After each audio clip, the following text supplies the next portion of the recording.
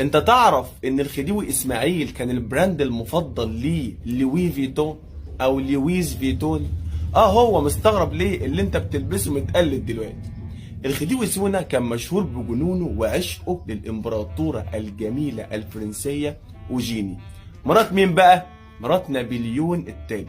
ساعتها كان جدك لويس فيتون الاب المؤسس للبراند ده كان الصانع الخاص والمقرب للامبراطورة اوجيني. كل الشنط والجلود كانت من صنعه بأمر من جوزها، ووعدت لويس فيتون انها هتعرفه على كل ملوك العالم. وفعلا بعتت الاكس بتاعها جدك سونا باشا. كده برضه سونا يا خايب، ما تسألش فيها. وطبعا الخديوي اسماعيل سمع كلام القمر بتاعته وقال لها اوامرك يا قمر. وبس كده بقى العميل المميز لشنط لويس جدك الباشا الخديوي اسماعيل باشا